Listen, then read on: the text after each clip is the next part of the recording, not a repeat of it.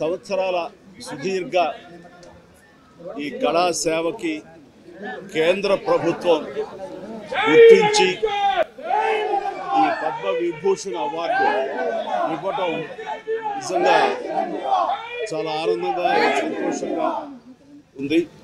So భారత ప్రభుత్వానికి దానికి వెనకుండి ఈ అవార్డు రావడానికి కారణభూతులైన ప్రతి ఒక్కరికి నా హృదయపూర్వక ధన్యవాదాలు తెలియజేస్తున్నాను.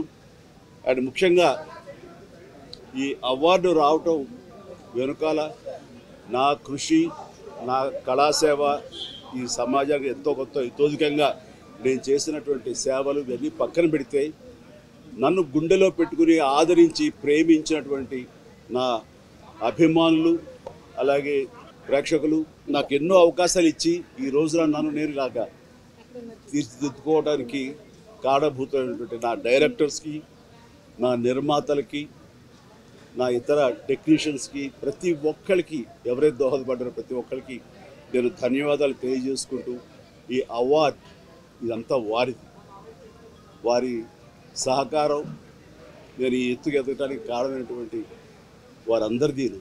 కాబట్టి ఈ సందర్భంగా మరొకసారి నా సంతోషాన్ని తెలియజేసుకుంటూ నేను ధన్యవాదాలు తెలియజేసుకున్నాను. Thank you so much. ఏ టైంకి ఏం రావాలో అది వస్తుంది తప్ప అది రావాలని ఆశ పెడితే వచ్చేది కాదు. That's it.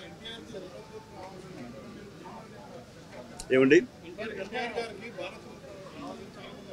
ఎస్, నిజంగా ఇది వారికి ఎంతైనా రావడం సముచితం. రావాలని నేను కూడా మనస్ఫూర్తిగా అభిలషిస్తున్నాను, రావాలని కోరుకుంటున్నాను. అది ప్రభుత్వ పరంగా చేస్తే కనుక త్వరితగతిన ఇది సహకారం అవుతుంది. అండ్ డెఫినెట్గా ఎంతైనా సరే అటు ఎంజీఆర్ గారికి వచ్చినప్పుడు వీరికి రావటం కూడా అంతకంత సముచితం అండ్ అది ఆనందదాయకం. దానికి నేను ఎప్పుడు నేను ఎదురు చూస్తుంటాను, నేను కోరుకుంటున్నాను రామారావు గారికి భారతరత్న రావాలి అని. ఏమా,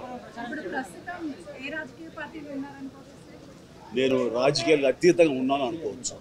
తర్వాత పిఠాపురానికి నేను వెళ్ళటం లేదని అది ముందుంచేది. ఇది మీడియాలో మీరు ఎందుకో స్పెక్యులేట్ చేశారు, అది మీరు పెంచి పోషించారు దానికి సమాధానం చెప్పాల్సిన అవసరం నాకు లేదు. నేను వెళ్ళటలేదు. బాబు, మా కళ్యాణ్ బాబు దాన్ని రమ్మని ఎప్పుడూ కోరుకోలేదు.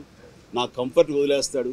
అండ్ తను బాగుండాలి, తన జీవితంలో అనుకున్నది కోరి సాధించాలన్న అభిలషిస్తాను. నేను నాకు ఆశీస్సులు అందజేస్తాను. దానికి నేను తనతో పాటు నేను ఉన్నాను అని చెప్పేందుకు మొన్న ఒక వీడియో బయట ఇచ్చాను. అండ్ ఖచ్చితంగా మా తమ్ముడి యొక్క అభివృద్ధిని, మా తమ్ముడు రాజకీయంగా ఎదగటానికి ఎప్పుడు మా కుటుంబ సభ్యులుగా మేము మనస్ఫూర్తిగా మనసావాచ కోరుకుంటాం.